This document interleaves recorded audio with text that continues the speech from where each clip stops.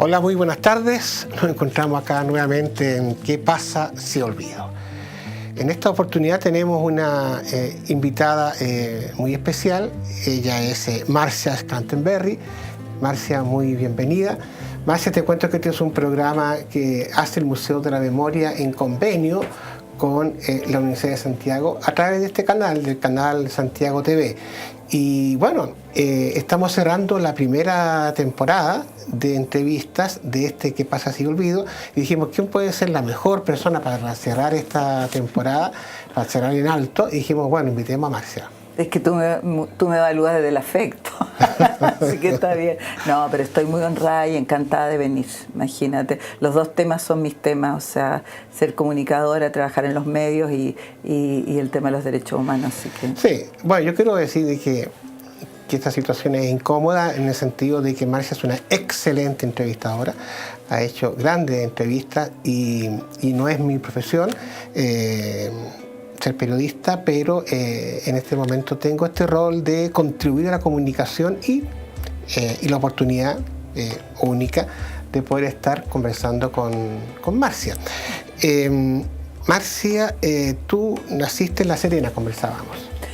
En realidad no nací en La Serena, O sea, pero en Santiago y te fuiste a La Serena. Exacto, Ya. Es que siempre fui a La Serena, o Ya. sea, nací por un accidente en Santiago, Ya. esa es la verdad. Ya. Pero mi familia era La Serena, mi mamá, mi mamá era de Santiago en realidad, pero se casó con mi papá y vivieron siempre en La Serena hasta que murieron ambos, están enterrados allá y yo me siento muy serenense, enferma. ¿Y cómo era La serenense. Serena cuando tú eras chica? Ay, Era? maravillosa.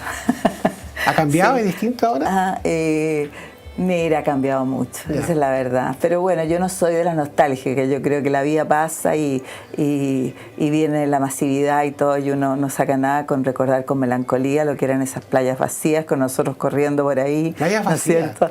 Claro, Mira. yo alcancé a cuando era una ciudad muy amable, muy acogedora, muy nuestra, uno la sentía suya, con mucha prepotencia también, porque la verdad es que, pero era increíble. ¿Y cómo todo era que- la relación con Coquimbo? Con Coquimbo pésima, porque eran ya. los machuelos, así que Ya. nos peleábamos eternamente, mucho. Sí, pero la verdad es que yo viví en La Serena a medias, porque mi padre, que era un gringo, tuve hijo inglés, que tienen esa mezcla entre conservadores, ¿no es cierto?, y excéntricos. Ya. Entonces él nunca aceptó vivir en la ciudad, entonces vivíamos siempre en el campo o en la playa. Yo viví, de hecho, mis primeros años, no diría que soy de La Serena, sino que Puclaro, Ya. que es donde está el Chanque. Puclaro. Ahí viví los primeros años de mi vida. Y después en la Florida, el campo, Peñuelas, es decir, fue un poco bucólica mi infancia. Y tu mamá, Elizalde, apellido Elizalde. Mi mamá es Elizalde de Santiago, De sí, Santiago, totalmente de Santiago. ¿Y dónde se conocieron tu papá y tu mamá? Fue una historia bien especial, porque mi mamá siempre fue muy supersticiosa y se fue de novia, Ya. fíjate, de novia con un hermano de Mario Toral, un hermano Mira, ya. mayor de Ya. un primer matrimonio. Ya. Y se fue a veranear, ¿cómo se llama?, de una amiga en La Serena, y ahí conoció a mi papá, que era bastante parecido a Toral, pero mucho más correcto, más como para marido, pienso yo. El otro era más como para pololo. Ya. Y entonces ahí por eso se casaron y vivieron felices muchos años. No sé si tan felices, pero pareciera que sí. Pareciera que sí. Pero tú saliste del colegio en Santiago muy tempranamente, muy jovencita. Parece que eras muy buena lectora cuando chica, ¿no? Fui muy buena lectora, porque la verdad las cosas es que mi papá era el abogado de todas las monjas, de las monjas de la Providencia, las monjas de los Sagrados Corazones, Ya. porque era un hijo de ¿cómo se llama?, de protestante convertido, entonces era de misal, misa diaria, y las monjas Ya. lo adoraban. Entonces había un colegio de monjas que se llamaba Sagrados Corazones, que quedaba cerca de la casa, entonces encontraron nada mejor que mandarme, porque como él decía que yo era intrépida, entonces que molestaba un poco en la casa. De hecho, yo de mis 3 hermanas mujeres, yo fui la única que estuve interna en el colegio en Santiago, porque mi papá pensaba que primero fue culpa de él porque me educó como hombre andando a caballo, yendo a cazar con él, a cazar. Y después cuando me salieron pechugas entró en el pánico absoluto, entonces me mandó a Santiago para tenerme a raya. Y claro, así que yo entré a este colegio que quedaba a media cuadra de mi casa. ¿Dónde? Pero ¿Qué calle quedaba? La calle Vicuña, Vicuña, ya. que es la calle donde vivía Tomás Harry, la Teresa Calderón. Es una calle muy cortita, pero ahí estábamos todos y sin vernos, nunca nos nos conocimos, sino después. Pero resulta que yo entré a las monjas y me fascinaba leer. Ya. Entonces aprendí a leer y escribir al tiro. Debo haber tenido 4 años y medio, 4 años. Y entonces empecé a pasar de curso. Ya. Y cuando llegué a esto era el colegio, las primarias, pero que se llamaban, de otra manera se llamaban la preparatoria. Preparatoria, sí. Claro, cuando tuve que pasar a humanidades, que se llamaba en ese tiempo, no tenía edad, ni siquiera para dar el examen de madurez. Ya. Entonces, igual pasé, así que salí muy chica del colegio y entré casi al tiro a la universidad. Sí. Y entonces ahí diste lo que era el bachillerato. Di el bachillerato, yeah. Sí, pero oportunista, siempre he sido muy práctica. Yeah. Entonces di un bachillerato que solo existió un año en Chile, que solo servía para entrar a la Católica. Yo creo que nadie se acuerda de eso. Pero entonces, claro, para haber entrado a la Chile, yo tendría que haber... que mi papá quería que entrara a la Chile, porque él había estado en la Chile. Tendría que haber estudiado todo el verano y haber entrado. Entonces, entré a la Católica. ¿Y por qué elegiste periodismo? Mira, yo quería ser abogado, pero en ese tiempo, claro, existían sensaciones en las familias nuestras, era como raro abogado. Mi papá dijo, mucho tiempo, siempre pensaban que nos íbamos a casar antes de terminar y qué sé yo. Entonces, a mí siempre me gustó mucho escribir. De hecho, en el colegio, cuando veo el Chenú, que era una revista que se publicaba, la mitad de la revista era escrita por mí, con una beatería impresionante, porque era todo dedicado a Dios, a la Gabriela Mistral, cosas así. Y entonces no dudé, yo quería escribir, eso quería. Eso querías tú. Entonces entré a la Católica, que era en ese tiempo estaba bajo la influencia o la administración de los Opus Dei prácticamente, era casi todo Opus Dei. Y tenía una particularidad, que había muchas niñas bien, ¿te fijas? Pero porque era como el límite, ¿no es cierto? Todavía la gente no estudiaba, las mujeres no estudiaban tanto ni medicina ni leyes, sino que esta carrera más corta. Y hombres que no habían entrado a leyes o a otras carreras, las carreras grandes, digamos, más convencionales. Más clásicas, entonces entraron ahí. ¿Y tú entraste, tu familia era de izquierda o tú te hiciste de izquierda independiente? No, mi familia absolutamente derecha. Derecha. Bueno, mi mamá era freísta, tampoco tan derecha, pero mi papá era monárquico, le encontraba que los partidos, el Partido Nacional, eran como, claro, no, él era de derecha. Pero tú te fuiste al MIR. Claro, pero no fue tan violento. La verdad es que yo no milité, pero la verdad es que fui niña de la patria joven. De hecho, me tocó protagonizar toda esa época. Cuando yo fui reina de la Católica, el que me puso la banda era Manuel Antonio Garretón. Eran años convulsionados. Y varias reinas, varias candidatas que perdieron. Yo gané, pero en fin, perdieron, pero reclamaron y dijeron que seguramente yo había ganado porque se había politizado esta elección y todo. Claro, porque fue elegía reina, pero aproveché. Ese es un gran título. Claro, pero reina de la Católica en ese tiempo, que era muy entretenido. La gente dice fue reina de belleza, decían los guardias cuando yo estaba presa, pero no es verdad. Era como coaliciones que se armaban entre distintas facultades, ya habían pruebas, ya habían de todo, y la gente luchaba, por supuesto, las coaliciones por su reina. Y yo salí elegida. Yo no había querido nunca ser reina, pero en el colegio en la Católica hubo un año que vino una gripe espantosa y yo caí muerta, y el tipo que se había obsesionado con que yo fuera reina me eligieron reina en ausencia. Y después yo encontré una pesadez decir, mira, yo no quiero ser reina, porque yo antes inventaba que tenía un pololo que no me dejaba, qué sé yo.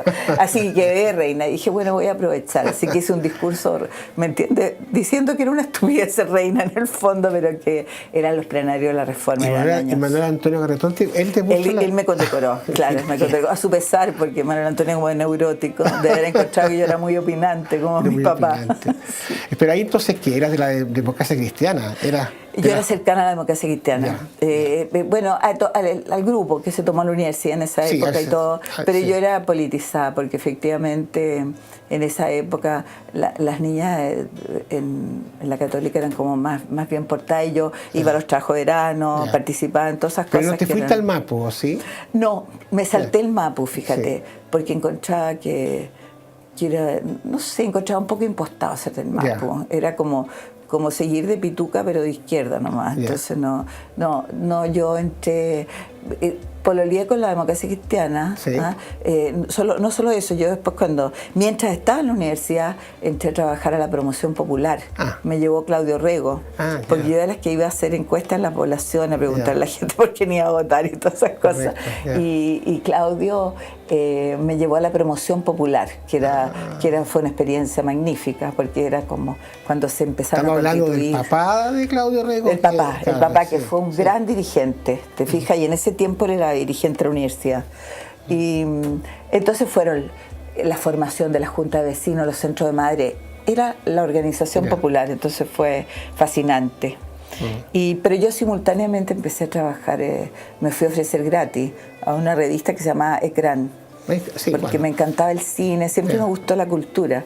Y ahí tuve la suerte de que la directora de esa revista era una mujer extraordinaria, preciosa, con unas piernas largas que le llegaban hasta el suelo, era muy sofisticada y muy inteligente. Y además le gustaban mucho las mujeres, o sea, era buena onda. ¿Y cómo se llama ella? Ella se llamaba Marilú Marmentini. Después se fue y mi jefa directa era Nora Ferrada, que es una mujer que hasta ahora anda circulando, estupenda, está muy bien. Y fueron unas jefas maravillosas. Y de ahí me fue a buscar Tito Moon para decirme que estaba formando una revista nueva, que quería que yo trabajara en su revista, pero la instrucción que me dio fue que escribiera como hablaba. ¡Qué buena instrucción! Claro, en ese tiempo uno escribía todo como diccionario. Era todo, bien así como moderna, como esa era la idea. ¿Y esa revista que estaba formando cuál era? Es una revista extraordinaria que nadie alcanzó a conocer en Chile porque se llama Algo Nuevo, donde trabajó Eugenio Liramasi, genial, Fernando Reyes Mata, la Carmen Puelma, fue Fernán Mesa. Fue una revista absolutamente demente, delirante, como era Tito Moon, pero maravillosa, creativa y todo. Pero Zigzag la terminó porque se dio cuenta que competía con 7 Días, que era una revista de ellos también, que le estaba quitando público y la cerró. Y de ahí pasé a Ercilla, que fue donde me hice mi carrera realmente, con Emilio Filippi. Bueno, pero te vuelvo a preguntar, ¿cuándo te hiciste del MIR? Bueno, es que yo mira, la verdad es que, de ahí yo seguí, más o menos, viene la Unidad Popular y uno se radicaliza un poco. Yo había estado en Estados Unidos, mi marido fue con una beca a Harvard, y ahí en Harvard entré en contacto con muchas organizaciones de izquierda. Era un periodo del año 70, 71, que fue un periodo muy convulsionado, donde estuve trabajando, conocí a los Black Panthers, a los Berrigan, que era en Cambridge, que era donde se movía toda la guerra de Vietnam, todo eso. Entonces, la verdad es que me radicalicé en Estados Unidos. En Estados Unidos, claro. Entonces, cuando llegué, no era de ningún partido. De Nixon, Exacto, fue un año impresionante de evolución, de movimiento, de cambios, de cuestionamiento. Entonces fue un año fantástico. Y cuando volví yo ya tenía otra postura. Y después, cuando entré al MIR cuando caí presa. Estando presa ya. ¿Estando presa? Claro, porque yo lo que pasa es que empecé a ayudar gente. O sea, eso fue... yo estuve cuando vino el golpe de Estado, por supuesto me echaron del trabajo, de todas esas cosas. Yo no tenía militancia conocida, pero era obviamente una persona de izquierda en ese tiempo. Trabajaba en Canal 9, en Emelco, en los programas de cultura política y de todo eso. Y entonces uno lo que atinó es a empezar a ayudar gente que estaban siendo perseguida. Y entre las personas que me llegó, extrañamente, porque fue una persona que me llevó Gloria Lazo y la Cecilia Allende, que eran amigas mías, un día llegaron con un cura que no tenía dónde dormir. Y yo lo recibí en mi casa, que se llamaba Germán Cortés, que después lo mataron. Empecé a trabajar con él y después también con Andrés Pascal. Y entonces ayudar en ese sentido. Me vinculé al MIR, diría yo. Y cuando ya estuve presa, ahí eché a la militancia. A ver, pero una pregunta antes. El 11 de septiembre de 73, ¿dónde estabas? El día 11 de septiembre, estuve esa noche en la casa de María Olivia Monkever, te ubicas, que era mi amiga. Nosotros trabajamos juntas en una publicación de la Universidad Católica, donde estaba Juan Pablo Cárdenas, Óscar González, que ahora ya no está, la Sandra Escobar, la Patricia Lutz, era un grupo muy, Juan Pablo Varela, era un grupo muy unido, muy querido, que resulta que trabajamos en este diario de la universidad. Pero esa noche llamó el papá de Patricia Lutz a la comida donde estábamos y ya nos avisó que estaba el golpe de Estado, que nos fuéramos cada uno a su casa. Y lo otro, yo en ese tiempo tenía una pareja que era Enrique París y también llamaron de Comité Central del Partido Comunista para avisar que él tenía que ir a La Moneda, porque él trabajaba en la Moneda con Allende. Yeah. Así que yo ahí me fui a mi casa, donde estaba con mis 2 hijos. Yo vivía sola con mis 2 hijos ahí en Vitacura. Y bueno, y ahí pasé el golpe, ¿no? En mi casa. Dime una cosa, Marcia. Tú me dices que no te hable de fecha, pero el 3 de junio de 1975, ¿qué pasó? El 3 de junio, bueno, que me tomaron presa. Ahí. Es una fecha que no se puede olvidar. Esa fecha no se puede olvidar, sí.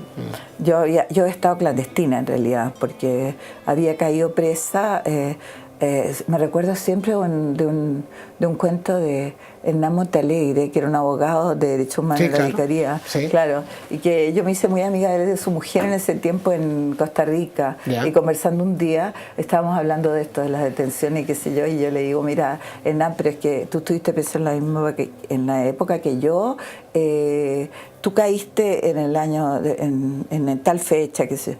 Mira, Marcia, me dijo él, esa es la diferencia entre tú y yo, que tú caíste y a mí me detuvieron. Bueno, claro, no, porque yo estaba advertida de que podían venir a buscarme, entonces entré a la clandestinidad, estuve un tiempo ahí, pero como no vinieron, yo salí porque era el cumpleaños de un hijo mío. El 2 de junio estaba de cumpleaños y yo sentí que podía ir a mi casa, fui a mi casa y al día siguiente ya me detuvieron, me caí. Caíste. Sí, ahí fue, claro. Y nunca hay razones para una detención así, pero ¿por qué te buscaban a ti? Bueno, ahí yo te contesto con otra anécdota. O sea, cuando a mí me buscaban porque yo estaba involucrada en la resistencia. O sea, yo no soy esa gente que nunca lo dice tampoco, decir yo no estoy metida en nada, qué sé yo. No, por supuesto que no. Yo inmediatamente que vino el golpe de Estado me involucré en la resistencia, en ayudar gente primero, y después de la militancia de alguna forma venía cuando tú querías ir un poco más allá, de ayudar gente o de llevar gente a las embajadas, de qué sé yo, de preservar las películas. En el caso de Melco, que tirábamos los rollos a la Embajada de México, porque la gente, la verdad es que se asiló, casi toda la gente que estaba ahí, pero yo con el ex marido de Isabel Allende sacábamos los rollos porque nos dábamos cuenta que eso era historia y memoria, y que había que preservarlo. Entonces yo te diría que empezamos por eso y después ayudando gente que estaba perseguida, escondiendo gente. Hasta en el psiquiátrico metimos a uno que estaba perseguido, cosas así. Y después, bueno, ya en la militancia directa, y yo estuve trabajando con el MIR y primero con este cura, con Germán Cortés, y después con Andrés Pascal y la comisión política del MIR, o qué sé yo, pero a través de Andrés, fundamentalmente. Bueno, entrevistamos a Andrés acá en este programa, así que pues puedes ver la entrevista.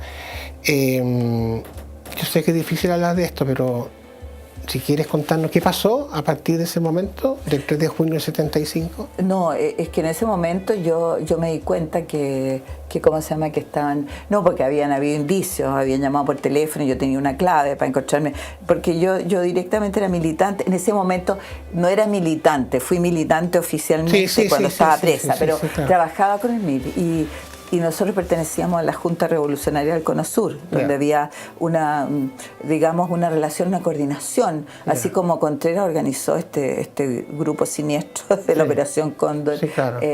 Nosotros nos coordinábamos, trabajamos siempre con los uruguayos, los argentinos y los bolivianos. Entonces, ¿cómo se llama? De ahí sale que cae alguien, ¿te fijas? Creo que en mi caso cayó una persona que nunca conocí, que era militante del MIR, que era Jorge Fuentes. Lo toman preso en Paraguay y después van a Argentina, donde toman preso a la casa de los Santuchos en ese tiempo. Y también cae otra persona que nunca conocí, nunca he conocido después. Y y después de ahí hay una información de que dicen que, digamos, yo soy contacto con la gente de la Comisión Política del MIR, cosa que hizo pensar a ellos que yo era una persona muy importante, cosa que en realidad en ese tiempo el MIR estaba, hablamos del año 75, donde el ¿Tú MIR eras Natacha o no? Destruido. ¿Ah? ¿Eras Natacha? Yo era Natacha, sí. Claro. Era Natacha. Y había una telenovela en ese tiempo que era Natacha. Yeah. Sí, pero la verdad es que yo me puse Natacha porque me dieron a elegir el nombre. Y yo me puse Natacha fíjate, por una mujer que era vecina mía, que vivía frente a mi casa y que era que llegó a ser un momento la blanca más rápida, creo, del mundo. Pero era en todo caso, era una corredora de muchos metros planos que se llamaba Natacha Moreno y que yo admiraba mucho, que era muy linda y vivía frente a mi casa. Y dijimos, vamos a poner Natacha, a ver si corro rápido, que voy a necesitar correr en este momento. Marce, entonces te detienen. ¿Y qué pasa contigo? ¿Dónde te llevan? Bueno, ahí me detienen, por supuesto que me suben a una camioneta, me vendan, todo lo que ya sabemos, y 4 tipos. Y ahí resulta que vamos directo a Villa Grimaldi. Yo conocía, había escuchado a Villa Grimaldi, nosotros sabíamos porque se hablaba de eso, pero en el fondo tú te das cuenta que en el fondo tú siempre tienes dudas, tienes como, ¿será verdad esto tan siniestro? ¿Te ubicaba? O alguien le estará poniendo color, ¿te fijas? Tú sabías lo que te estaba arriesgando, pero no podías tomar las dimensiones, porque para mí el odio hasta entonces era un concepto intelectual, ¿te fijas? Pero yo ahí conozco el odio, porque me acuerdo que me bajan de una... Bueno, yo traté de arrancarme en mi casa porque nosotros teníamos casa de seguridad. En mi casa, al lado, atrás había ¿cómo se llama? Un terreno vacío, baldío, así como uno podía arrancarse, se suponía. Pero ahí está. Cuando yo traté ya no había caso porque estábamos rodeados. Yo estaba rodeada. Fue un operativo como para el loco Pepe, ¿te fijas? Entonces yo alcancé a dejar encerrado a mis hijos, llamé a unas vecinas y todo, y me fui. Pero cuando llegué a Villa Grimaldi, por eso te digo... Un paréntesis, porque el Loco Pepe era porque ahora no lo conoce nadie, pero el Loco Pepe en su momento era muy conocido, era un malvado, un perverso, era malo. Pero delincuente común, digamos así. Un delincuente común, pero nada de común. Y que se arrancaba en la cárcel. Claro, exacto. Claro. Y el otro era Escarpizo. Es que yo siempre fui reportera policial, me encanta. Hasta ahora me gustan las películas policiales. Bueno, entonces... Bueno, y ahí entonces me toman en esta camioneta y me bajan de la camioneta, y ahí yo siento primero un frío horroroso. Yo me acuerdo que andaba con un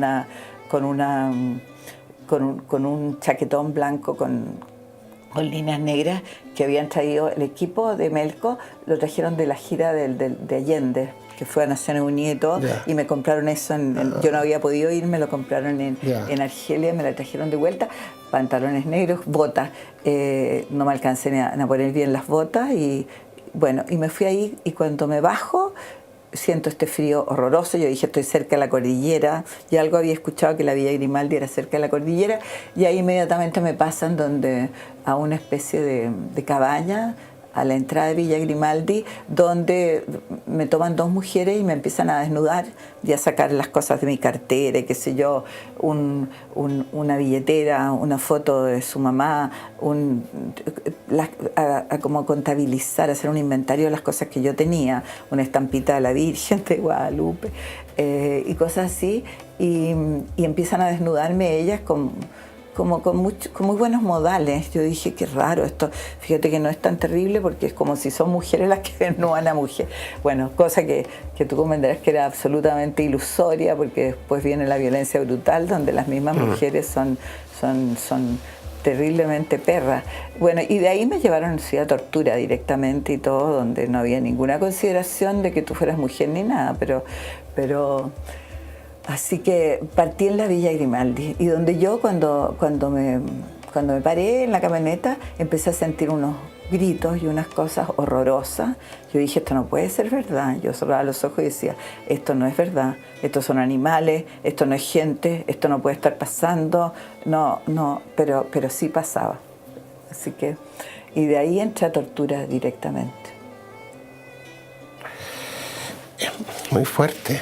Fuerte porque además estas mismas mujeres que yo te decía que era raro porque era un rito, es la legalidad chilena, ¿me entiendes? De esta cosa como como elegante, como de ritos, de metodología, que la forma no tiene nada que ver con el fondo. Entonces, las mismas mujeres que me habían desnudado con mucho y puesto la ropa y la doblaban al lado, me acuerdo de eso, eran las mismas que gritaban cosas horrorosas, esta mentirosa, dale, mátala, cosas horribles. Y una de ellas, mientras yo esperaba entre una tortura y otra, me ponía así como entretenida nomás, con una llave me cortaba la cara, así como por entretención, ni siquiera era una tortura sistemática. Eso fue una cosa muy impactante para mí, el tema de las mujeres torturadoras, porque yo me acuerdo que en algún momento en que yo estaba en la Villa Grimaldi, en una pieza donde nos metían a todos, las con número y sin número, porque las sin número éramos candidatas todavía desaparecidas. Una de ellas, que era la peor, te fijas, me saca de ahí y me saca afuera, me saca la venda y me pregunta, Marcia, señora Marcia, usted que es mamá, necesito que saque la venda porque quiero que me ayude a tejer este chalequito. Me doy cuenta que ya está como de 8 meses esperando guagua. Entonces, es tan demencial el cuento, sí, claro, que yo me encuentro ahí dándole los datos, te ubicas, o sea, tomando y enseñándole en el tejido cómo se hacían los puntos, cómo se, ¿me entiendes? Sí. Para su guagua. Entonces era esta cosa como desdoblamiento, de locura total, que yo creo que eso es muy acentuado en las mujeres, esa parte. Después te llevaron a 3 Álamos y 4 Álamos, ¿no? Claro, yo después ahí, en esa oportunidad, la primera noticia que tuve de que había en otras instancias fue por Gladys Díaz, que es una gran amiga mía, pero que es periodista también y que en ese tiempo ya estaba presa, estaba detenida, desaparecida hace muchos días, y de repente me sacan y la primera persona que veo, cuando estoy esperando para que me torturen, porque como yo no había hablado, ellos estaban viendo qué método utilizaban, y me encuentro afuera de la pieza de la parrilla, como le decíamos nosotros a los catres estos donde le ponían electricidad, me encuentro con alguien que me dice al lado Natacha. Entonces le digo, sí, soy Natacha, ¿quién eres tú?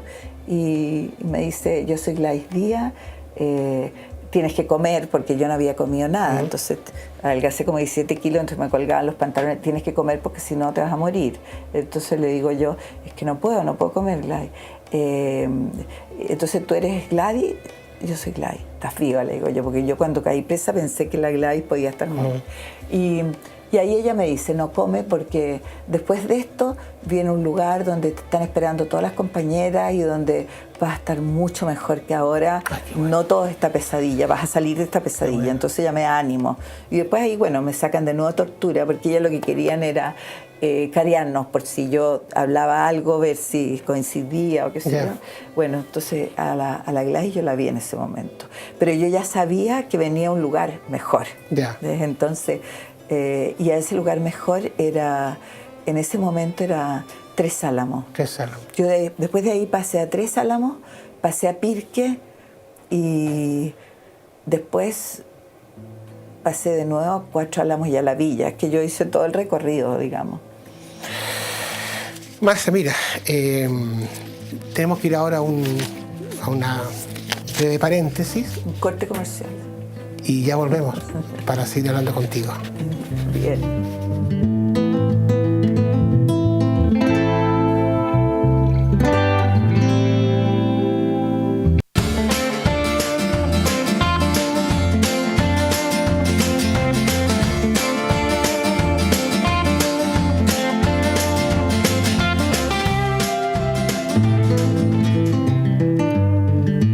Aquí estamos de vuelta en ¿Qué pasa se olvido? En esta profunda conversación con Marcia. Y yo quiero contarles a ustedes que hay un animalito que se llama hipocampo. El hipocampo es un caballito de mar y tiene varias como peculiaridades. Es capaz de tiene 2 ojos, es capaz de con un ojo mirar hacia un lado, con otro ojo mirar hacia el otro lado. El hipocampo macho guarda las crías fecundadas en su bolsa así como marsupial, y de ahí después ya nacen las nuevas criaturas de estos caballitos de mar. ¿Qué tiene que ver esto? quiero preguntarle a Marcia, ¿qué es el caballito de mar en tus recuerdos? Bueno, ahora agregué un pedazo a mis recuerdos, porque tú me estás dando información que yo desconocía, que me parece fascinante, lo de los ojos que sí miran y todo eso. No, el caballito de mar, en estas situaciones límite, de repente los objetos o no sé, o una frase pasan a ser clave. Y en el caso, yo creo que el caballito de mar tiene que ver con Cuatro Álamos, que era uno de los centros de detención, que es un centro de detención, yo diría, transicional, porque no es el centro de tortura, que era la Villa Grimaldi, pero tampoco el centro de detención abierto, ya donde nosotros éramos reconocidas y podíamos recibir visitas y todo, como sería Tres Álamos o Pirque, ¿no? Sino que es un intermedio. Ese era un lugar muy extraño, que ahora está declarado sitio de memoria, y después fue un lugar de ¿cómo se llama?, de detención de niños con problemas, una cosa así. Pero una especie como de pasadizo infinito, con piezas al lado y lado, con habitaciones donde estaban los presos políticos, y en una situación incierta, diría yo, como de sin destino todavía, sin destino conocido. Entonces ahí permanecíamos de a uno o de a dos o tres en cada habitación, que era un lugar de detención muy feroz, porque en realidad ahí nos dejaban. En el caso mío, yo pasé mucho tiempo en Cuatro Álamos, que me llevaban a Villa Grimaldi y me volvían a Cuatro Álamos, y entonces te sacaban, creo que una vez al día, al baño, y el resto del tiempo, te podrías imaginar, había una taza de plástico, es como de formalita, donde nos entregaban el café. Y un lugar totalmente desierto, con una ventana que daba afuera un pasillo digamos, al aire libre, donde a veces uno miraba porque los hombres podían jugar al fútbol. Y les daban unos minutos de libertad, y las mujeres estábamos doblemente reprimidas porque no teníamos ese espacio de tomar aire, pero uno miraba por ahí. Y después cuando te entregaban el café en la mañana, que era un recuerdo que tengo pero impresionante, ese café de higo, el olor y todo, todavía me fascina, es como un recuerdo que tengo como pegado en la memoria. Después, como una vez al día te decía, te llevaban al baño, que era una situación muy brutal, porque ellos calculaban todo. Entonces era una situación de humillación infinita, porque los baños, las letrinas, no tenían puerta.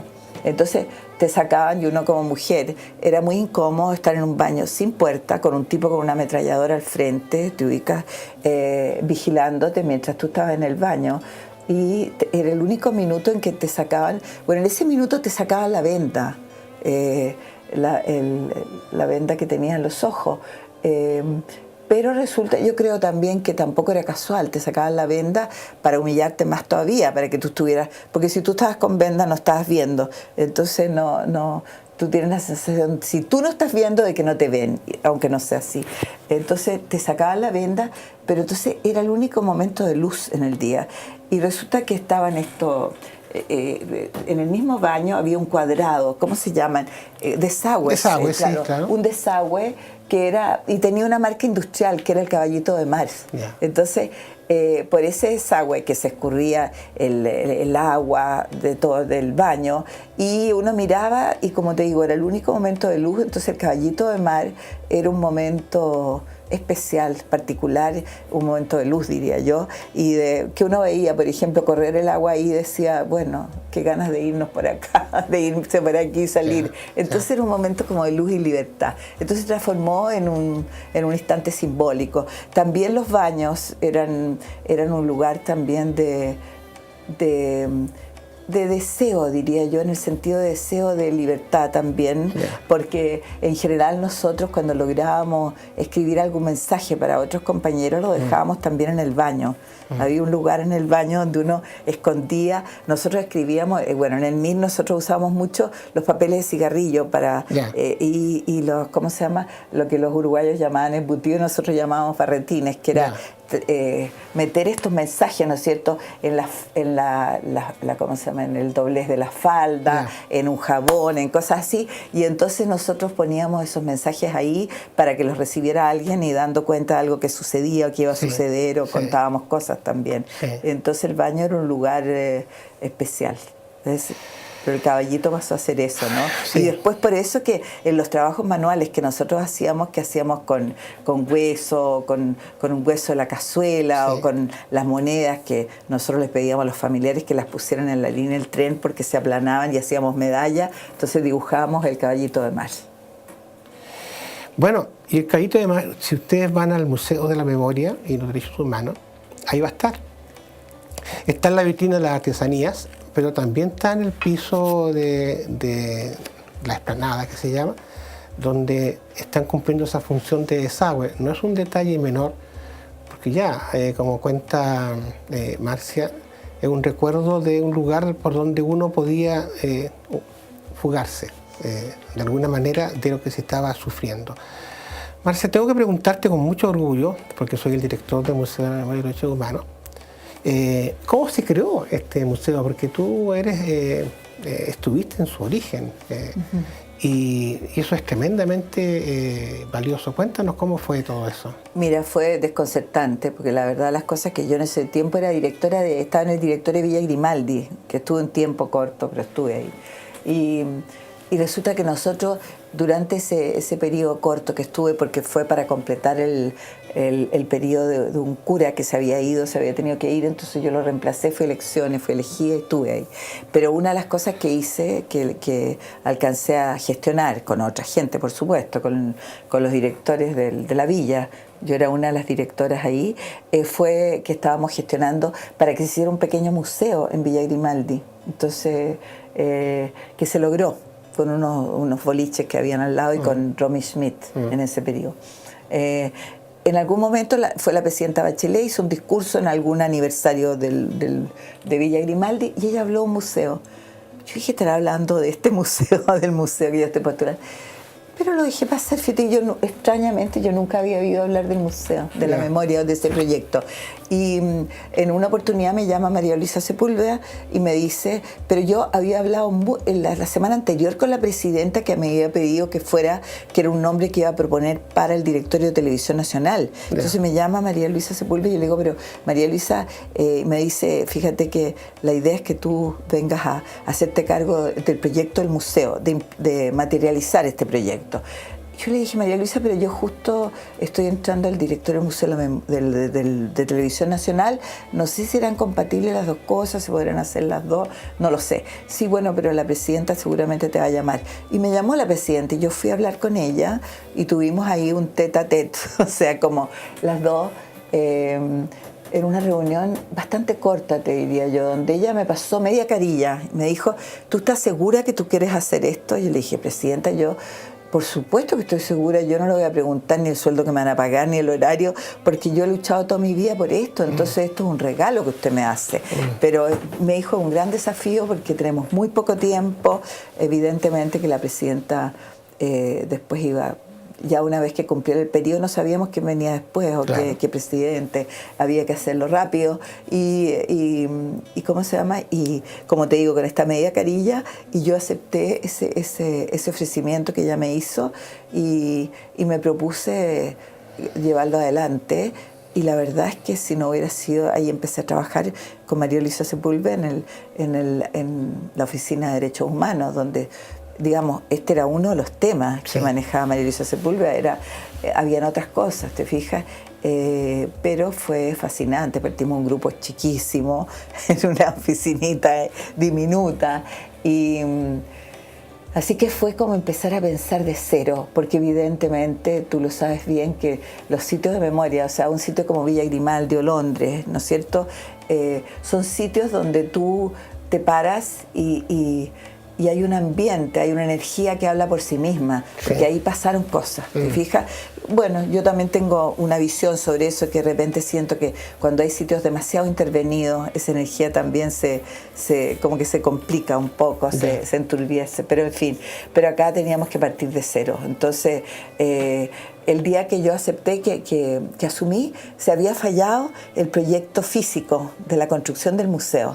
Fue el mismo día. Entonces me tocó ya almorzar directamente con, ¿cómo se llama?, con los arquitectos que habían ganado la licitación para construir el museo, que era un grupo brasileño. Sí. Y entonces ya teníamos un tema dado, que era una cosa discutible también, porque uno pensaría, y siempre se discute mucho, si habría sido más importante primero diseñar los contenidos y después, de acuerdo a eso, ver lo que es el... Pero bueno, las cosas son así, no teníamos tiempo y fueron hechas de esa manera. Pero el edificio es muy bonito. Es muy bonito, claro, pero es que bonito no tiene que ver con adecuado. Es decir, esa es una gran discusión en los arquitectos. A mí me encanta la arquitectura, pero tú viste que desde el Guggenheim que se está discutiendo si la gente que va al final se queda con el Guggenheim en la retina y es un recuerdo imborrable, pero si se acuerda la exposición que vio dentro. Porque siempre hay pugna entre los arquitectos que quieren que su obra sea maravillosa y la gente, por ejemplo, los museógrafos, que lo que tienen que hacer es buscar el mejor espacio para contar sus cosas. Yo quizás me habría gustado más espacio para el museo y menos para la belleza, pero a mí me gusta mucho el museo, por supuesto, creo que es precioso. Bueno, y ahí empecé a trabajar de cero y para eso, bueno, tenía la ventaja que estaba en la Oficina de Derechos Humanos. Empecé a trabajar primero medio tiempo con Carmen Garretón, después con la Bernardita Fernández, la hermana del Pato Fernández, que fue mi brazo derecho ahí, y después entró un periodista y una secretaria, la Bernardita Salgado y Claudio, ¿cómo se llama?, Garbizo, que fueron clave.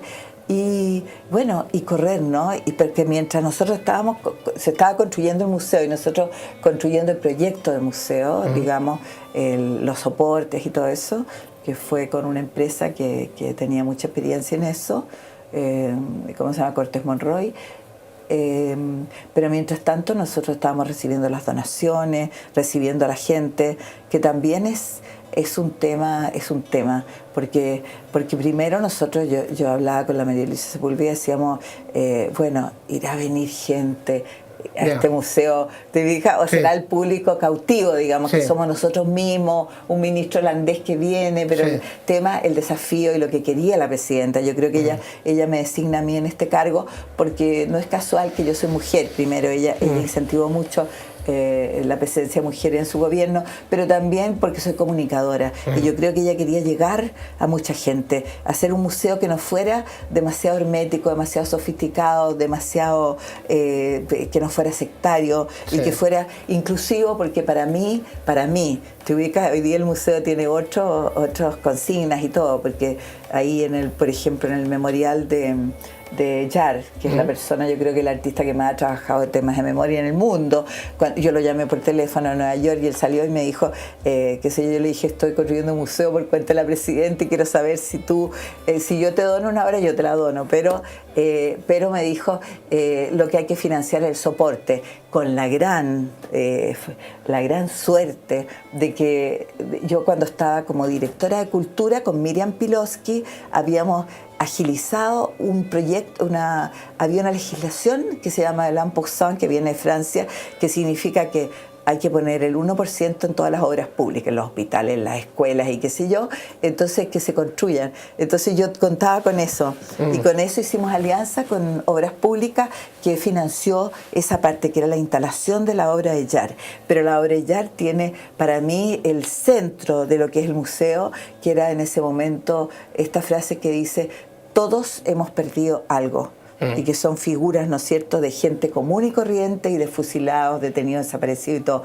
Pero en el fondo decir a la sociedad, esto no le pasó a un grupo de personas, de detenidos, desaparecidos, de madres, de gente presa, de exiliados. No, esto le pasó al país entero. Entonces ese era el concepto del museo. La invitación era a construir la memoria entre todos, y por eso la nube, ¿no es cierto?, que yo creo que tú sabes que hay gente que ha venido, la idea de la nube donde están todas las fotografías de detenidos, desaparecidos y todo, y hay marcos sin fotografías. Entonces en el fondo es invitación a la gente a decir, bueno, yo tengo un tío que le pasó esto, bueno, ven y trae la fotografía y intégralo a esta construcción. Acabamos de hacer eso, ¿eh? Yo sé, por eso qué bonito eso, ¿no? Sí, acabamos de hacer eso, sí, porque Bueno, hay un escalador que tiene que subir porque hay una altura no menor y entonces se traen las fotografías, se colocan las fotografías, se dice el nombre de la persona en voz alta y si está ahí presente algún familiar o cercano, dice quién era y qué es lo que... Pero es bonita la idea, ¿no es cierto? Sí, que es una construcción colectiva, de que todos estemos involucrados en eso, ¿no? Eso que tú, pues yo leí ese texto tuyo donde habla justamente de cómo se construyó el museo y habla de una museología participativa. ¿Qué significa eso? Yo creo que tiene que ver justamente con esto. Yo lo que pasa es que ahí tengo un viejo sueño, tú que eres el director, aprovecho de hacerte la petición. No, inicialmente en el proyecto del museo había algo que a mí me gustaba muchísimo, que tiene que ver con esto, porque en el fondo participativo significa varias cosas, ¿no es cierto? Primero, sentirnos parte de cualquiera, toda la gente, no solo los administrativos, los directores del museo, sino que yo creo que se ha logrado en una gran medida emocionante. Acabamos de salir del museo como está lleno de jóvenes, que era lo que nosotros fue mi apuesta por lo menos, y creo que María Luisa Sepúlveda y del equipo, que era incorporar a los jóvenes a esta verdad, porque evidentemente que nosotros, como yo le dije a la presidenta, no vamos a convencer a Jovino Novoa que las cosas no pasaron de otra manera, pero sí los jóvenes que no conocen la historia de este país, porque es verdad, acordémonos que hace pocos años la gente no sabía lo que pasó, porque la política del régimen fue el borramiento. Entonces, la misión del museo era mostrar lo que no se vio. Entonces, esa cosa era importante. Pero el tema era cómo involucrar a la gente, por una parte, pero hacerla participativa. ¿Participativa en qué sentido? De que la gente reflexionara y dijera, yo quiero entregar esto. Y que las donaciones han sido impresionantes. Yo pensé que iba a tener que salir por las calles en ese periodo, perseguir a la gente para que me donara cosas. Y no fue así, porque la gente venía automáticamente y venía por cuenta de ellos y ofrecían las cosas, llamaban por teléfono, iban a dejar las cosas. Y era una cosa muy impresionante, porque yo te cuento, Francisco, que cuando nosotros inauguramos el museo, yo estuve 2 días absolutamente noqueada. Te fijas, me fui a negro en mi casa, yo creo que yo entre llorando, durmiendo y todo, porque igual toda la gente que iba a entregar algo suyo era algo tan importante, una fotografía, un poema, que eran parte de su vida, que yo creo que esa gente nunca pensó que eso lo iba a entregar. Y nosotros teníamos miedo de no generar la confianza para que esa gente nos hiciera partícipes, te ubica, o intermediarios entre el pueblo de Chile y ellos mismos, de entregar estas cosas. Entonces, cada persona que te entregaba una cosa era una historia, era una tristeza, era una pena, era una ausencia, era un dolor. Entonces, eso se te va acumulando. Yo cuando terminé, te fijas, uno no estaba mostrando, porque había que tener paciencia, escuchar, solidarizar, compatibilizar ese dolor. Así que fue una acumulación de cosas. Eso era una manera era una forma de participar, eso mismo. Y lo otro era una parte que no sé, lo de las fotografías que decíamos, y otra parte que creo que fue como un poco más frustrada, pero que yo no pierdo la esperanza de que algún día se logre, que eran las cabinas que se pusieron al comienzo, donde la idea era que la gente pudiera, al final de la muestra, entrar a las cabinas y comunicar lo que había sentido, lo que le había faltado, lo que no le había gustado, lo que sí le impresionó, le emocionó. Y después ojalá contar sus propias historias, porque el tema del museo también es que nosotros, igual el museo va contra el tiempo, en el sentido de que toda la generación que protagonizó esta historia, te fijas que fue protagonista en primera persona. Yo creo que las generaciones que vienen, nuestros hijos, nuestros nietos, todavía vienen de esta historia, pero los grandes protagonistas están mayores, después perderán la cabeza, morirán, te ubicas, muchos ya han muerto. Entonces, era contar estas historias, las historias personales, y poder, ¿no es cierto?, después elaborarlas, gestionarlas, editarlas, ¿no es cierto?, y construir esta memoria de Chile, en que no somos nosotros los funcionarios, los burócratas que ponemos estas cosas, sino que es la gente que tiene ganas de contar. La gente sale del museo con unas ganas terribles de hablar. El museo produce una cosa insólita. La mayor parte de la gente que fuimos víctimas, que somos una generación entera de las violaciones de derechos humanos y de todo, nos era muy difícil hablar. tú no hablas, tú cuando eres una víctima directa de esta violación de los derechos humanos, tú no le cuentas a tu mamá o que te violaron o que me entiendo, que te torturaron o que sea los detalles. Es muy doloroso eso, y compartir eso y producir un dolor al otro. Entonces no hay instancias de comunicación. Entonces ver en el museo a un abuelo que fue exilado, que acaba de volver a Chile con un nieto que no era parte de esta historia directa, desata un diálogo muy fascinante, porque ese abuelo le dice, mira, esto también le pasó a tu hermano y yo en ese tiempo, y entonces empiezan las historias. El museo es una provocación a las historias, o sea... ¿La vida es bella? La vida es bella, por supuesto, seguro. ¿Qué te pareció la entrevista con Roberto Benigni? ¿Tú conversaste con él? Con Roberto Benigni, no, sí. Yo no conversé con él. Yo conversé con él, sí, pero conversé con él, es terrible decirlo, pero conversé en un cóctel con él, porque teníamos amigos comunes. Claro, pero después yo hice un artículo sobre Benigni. Sí, porque tenía muchos antecedentes. De hecho, hay una familia italiana que ahora vive en Chile, y que eran muy amigos, lo conocían muchísimo, entonces sí. Él es un gran personaje. Porque él habla de la risa para enfrentar los momentos más trágicos. Claro. Y yo te lo pregunto porque, bueno, tú has sufrido mucho y todo, pero eres una persona alegre, tienes buen humor, te ríes. ¿Tú crees que eso también ha sido un antídoto frente al horror sufrido? Absolutamente, no, porque yo soy una persona llena de privilegios, eso lo tengo clarísimo.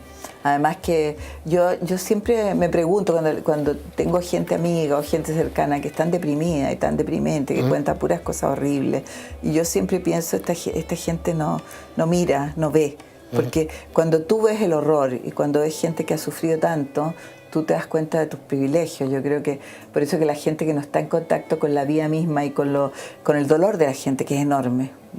Yo soy una hipersensible y esa cosa me liquida. Me encantaría ser más fría, porque sería una ejecutiva mejor de comunidad mujer, no sé, pero digo, lo que pasa es que he tenido muchos privilegios, porque siempre he tenido un hombro para llorar, ¿me entiendes? Un cómplice para reírme, y claro, y la verdad es que siento siempre que la vida es bella.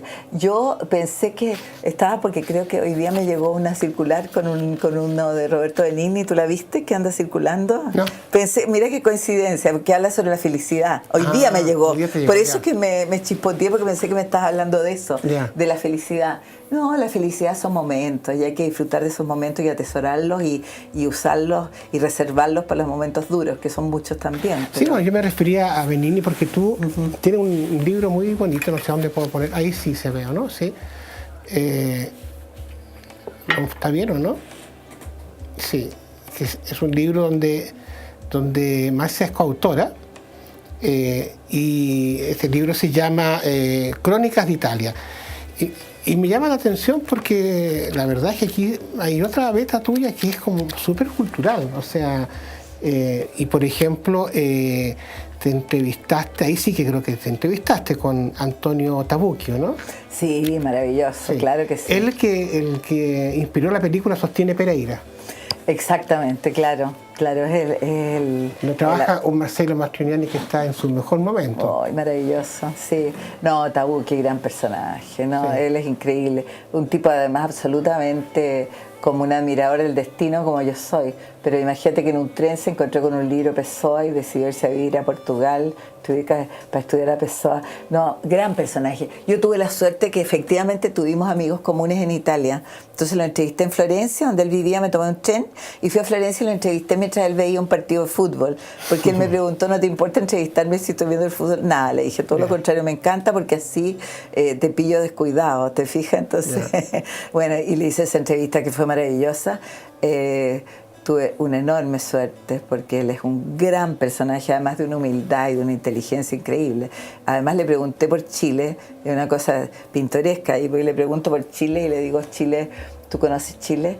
Y me dice, claro, Marcia, no conozco Chile. Me dice, no conoces Chile. Sí, en realidad lo conozco. Lo que pasa, lo conozco pero no lo conozco. ¿Cómo es eso? he ido 3 veces a Chile, pero voy directamente a los observatorios astronómicos. Él venía y se iba directo a mirar el cielo porque era una chifladura de él. No, pero él marcó la historia de Italia. Es un tipo extraordinario, progresista, creativo, inteligente, casado con una mujer espléndida. Bueno, Marcia es como una embajadora cultural de Italia, entonces la aman en la embajada de Italia. Sí. Y también escribiste algo sobre la última cena, ¿no? ¿No? Sí, de Da Vinci, toda esa restauración. Sí. Lo que pasa, mira, este libro en realidad fue una idea de una amiga mía, que es la corresponsal del Mercurio en Italia, que es Patricia Mayorga, que siempre quiso sacar un libro. Yo soy muy despelotada, así que nunca llegó a ese... Hay gente que dice, yo tengo una meta, yo nunca tengo meta. Me dicen que estamos cerrando el programa. Claro. Como ustedes ven, es una fuente inagotable de conversaciones y de cosas bonitas, de grandes experiencias en la vida. Marcia, muchas gracias por estar con nosotros acá en ¿Qué pasa? Se olvido, y nos seguiremos viendo porque hay mucho que hacer todavía en todo lo que tiene que ver con memoria, derechos humanos y cultura. Gracias, Marcia. Y con futuro. Y con futuro.